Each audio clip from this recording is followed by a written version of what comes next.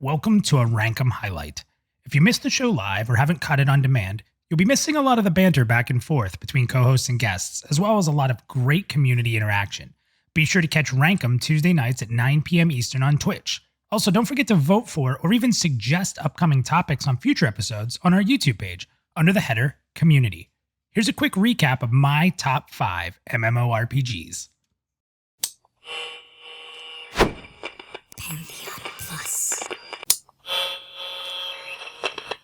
I'm throwing Fantasy Star Online up there.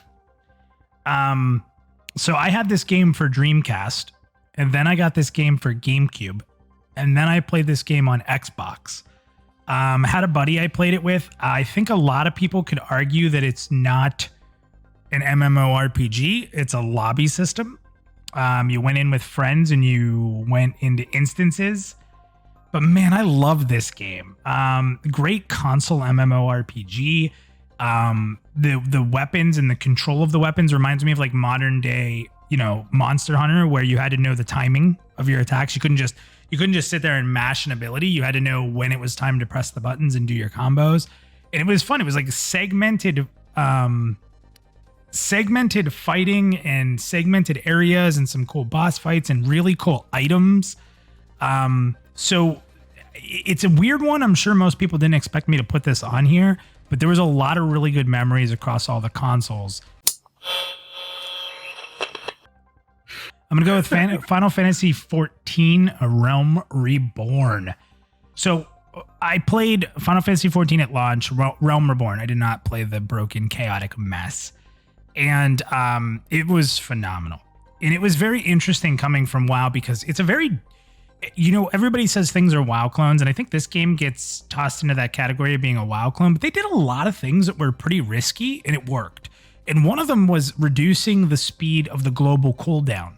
And when I first got into this game and the global cooldown seemed almost twice, it probably wasn't, but it seemed like twice as long, which meant like you were sitting there in between attacks for what felt like quite a bit of time. But it didn't make the combat any less punishing because if you weren't properly hitting things, this game punished you way more than WoW did. And there was really good things about this game. The classes were unique. The job class system was phenomenal.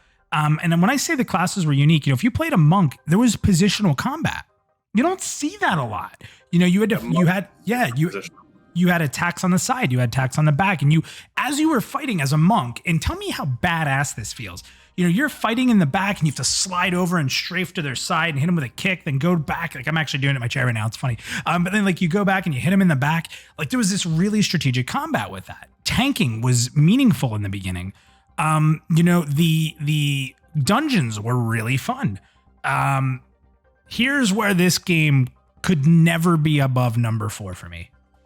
The single player forced story mode is an absolute deal breaker for this game for me. If you play, so I played Realm Reborn when it came out. I absolutely loved it. I played a paladin, I had a summoner, and I had a monk, and I had them all maxed, and I loved the hell out of all of them. And I ended up maining a summoner and scholar because they're the same soul. A little cheesy, but long story. So I did all the primal raids when they were out, and I started the first couple turns of, what was it, Bahamut was the first raids, like turn 1, turn 2. Like, so I think I did maybe like turn 1, turn 2. Like that's as far as I got. So here's me. I play this game to completion. I start raiding. I quit. New expansion comes out. Heavensward. This looks really cool. I'd really like to play this game. So keep in mind, I've played so much of this game, tons of hours. I get the expansion. I'm ready to go. What is this? They added in 70 new story quests on me? Well, I'll just skip them. Oh, no, you can't just skip them. You have to do 70 goddamn story missions that literally take you across. If you don't like quests where it's like, go talk to this guy on this part of the world and then go talk to this, don't play this game because literally every quest is start at Antarctica and then go to Australia and then can you please go back to Canada? And then you can go over to China, and that's the people we need you to talk to. And it's all single player. It's all story. And I get it, guys. I totally understand Final Fantasy is built on a single player MMORPG experience with tons of lore. 100%, I understand it. It's okay.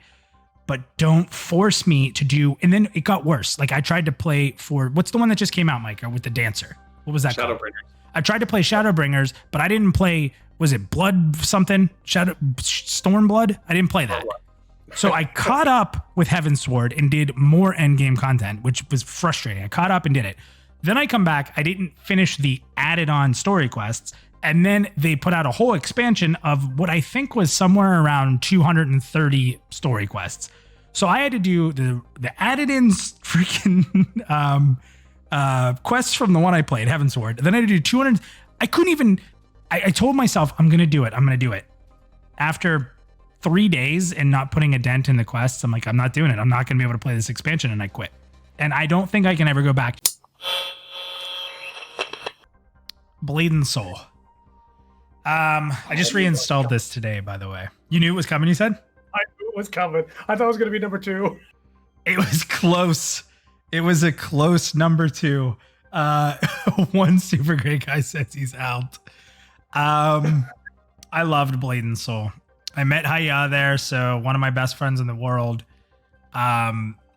It's the only game that I vastly enjoyed PvP because it felt like playing Street Fighter more than it felt like playing an MMO, if that makes any sense. It had absolutely great controller play, and I was a big fan. Even on PC, I played it with a controller, and it was just really well done. The classes were super unique and challenging. Even the easiest class, which I did play as my main towards the end, which was Summoner, it was easy to be good, but if you were great, you were an unstoppable monster. And like the dungeons were great, the raids were fantastic, the graphics were good, and there was it was like a Horde versus Alliance type thing. You had red versus blue essentially. And the political side of that was really interesting to me. It was a grind. Like if you say you liked the grind in EverQuest, this game was a goddamn grind. And it was, listen, openly admitted, the cash shop would help you through it. It would. Mm-hmm. It's just, that's how it was. And this is the first and only cash shop that I ever jumped into hard, like real hard. I will tell you, I spent well over $1,000 on this game. And there were times I regretted it, but at the end of the day, I never really did. It was an internal fight. I don't know that I'd ever jump into a cash shop like I did in this game, and I do not support cash shops, but I loved the game. The transmogging was incredible. There was a system in this game where you could, as a guild, gather mats. We gathered mats for 2 months to make a guild uniform. And you put them into a guild crafting system, and we made a uniform that we could wear that was our guild specific uniform. We picked the color of the laces, the style of the laces, the style of the shoulders, the mask that went with it. You designed this thing, and the one we designed, it was hard as hell. Like there was stuff that wasn't out yet. And we're like, no, this is the one we want, right? And then once you design it, you buy like a guild uniform, and it just looks like that. And that was odd. Like the moment we got the pieces to put this outfit together was incredible. The classes, again, very unique from each other, played completely different. The PvP was incredible. And that's the first and last time you hear me say that. It was probably because my class was a beast. There was bad things about it too. The cash shop was bad. There were race locks, not gender, but race locks. And it's just, as far as Korean MMOs go, this is the best one I've ever played. EverQuest. Yes, I love EverQuest. I have amazing memories of EverQuest, but it is my number 2 for sure. Listen, I mean, you know, I'm gonna give you guys a little hint for next week. We have the MMORPG loot coming up, right? Every piece of loot I think about comes from this game. And I didn't play it as long as I played my number 1, which is obviously a spoiler. Everyone knows at this point. But the memories of this game are easily top. Easily. You know, it was the experience of the day one. The chaos I had to go through trying to get a game that would work because I had a copy that the code was stolen out of. The endless days of school that I missed. the friends I played with, the obsessive camping. I camped one thing from Friday to Sunday night.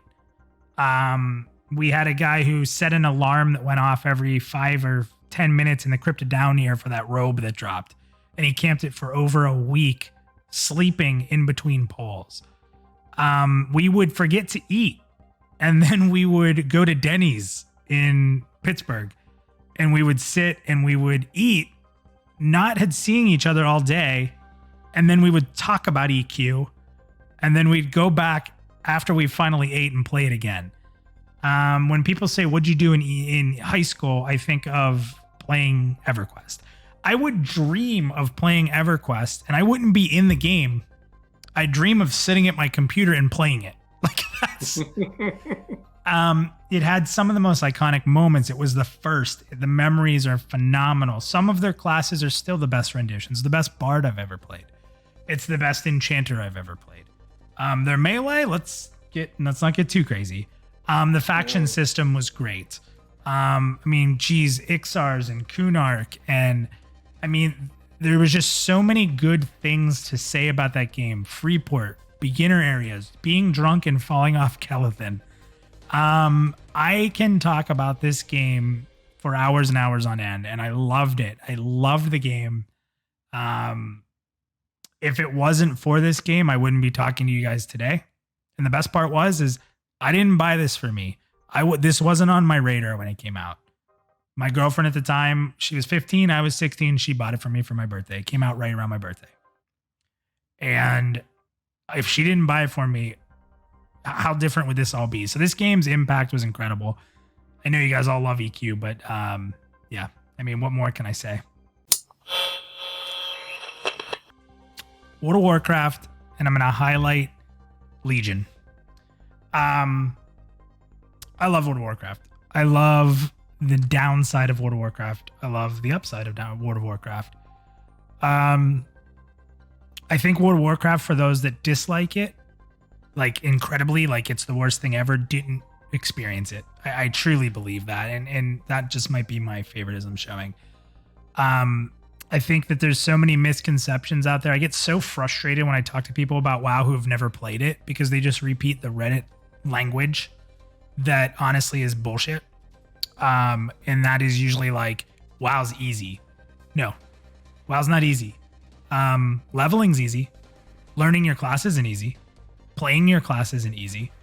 Rating isn't easy. Mythic Plus is not easy. Knowing the intricate systems is not easy. Okay, you can say leveling is too easy, and then those same people didn't even get to max level. Oh, it's too boring. Okay, so you didn't play the game. It makes me so mad when people say that. As someone who played WoW for 14 years, who played the bad expansions, who played the good expansions, Legion was incredible. And I was having a conversation about World of Warcraft today. And I was in one of the Discords I'm in. And they were talking about like EQ. EQ was the best MMORPG for what it was trying to be. And World of Warcraft is the best lore-based MMORPG that's ever existed. EverQuest wanted to put you in a game like a MUD or a tabletop, put you on an adventure and make you get lost. WoW wanted to tell you a story. They had backlogs of stories, amazing characters, lore for days. And they wanted to bring you in to this World of Warcraft. And they've done it better than any game, in my opinion, ever has. I would challenge anybody, and Mica, I'd challenge you even with Final Fantasy, which is tough to say.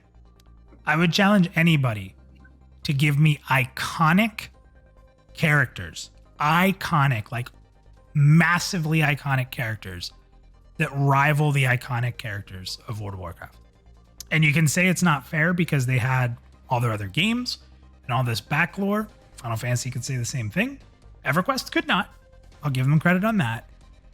But when you talk of the greatest characters ever in an MMORPG, WoW is pretty damn good. Pretty hard to debate, in my opinion. I love the math. I love the difficulty of class design. I love the in and out of set bonuses and how they built that and having to relearn your class. And again, I've never seen raid fights that are as good. Somebody linked me Bahamut turn 5 today from Realm Reborn. That was a pretty cool looking fight. But that fight was a standout for a difficult, challenging fight in Final Fantasy XIV, like this 13-minute long fight. Every WoW fight was like that. The level of ingenuity in WoW raid design, specifically from heroic level and up, is something that I pray is in Pantheon. And I fear that can't be because they're so epic that you can't do it in an open world, which I'm scared of. Has WoW had its downsides? Yes. Parts of Cataclysm were rough. I didn't like Pandas. I didn't play much of it. I played it, but not hardcore. Looking back, it was probably better than I gave it credit for. And while it had some good things, Draenor was pretty rough. BFA was a mixed bag, but Legion, Wrath of the Lich King, BC, I mean, they were incredible. I love them. I cried. I had tears come out of my eyes in some of the cutscenes in that game. BFA even, which gets trashed on. There's a scene where Jaina meets her parents finally, and you've been playing this game for 14 years, and that finally happened. And the cutscene is so beautiful. I remember when BFA had pre-cutscenes that you could watch before the expansion pieces would come out, like the one with Sarfang called Old Soldier. If you didn't see that and you like MMOs, whether you played it or not, go watch that right now. It is unbelievable. There's Jaina where she sings the story about her song that they made after her being the outcast daughter, and it's animated. They did the burning of the wood elf or the elf city with Sylvanas. I mean, Arthas. You just go on and on with these characters that you experienced every step of the way through the story with, unlike any other MMORPG I ever played. Pantheon Plus.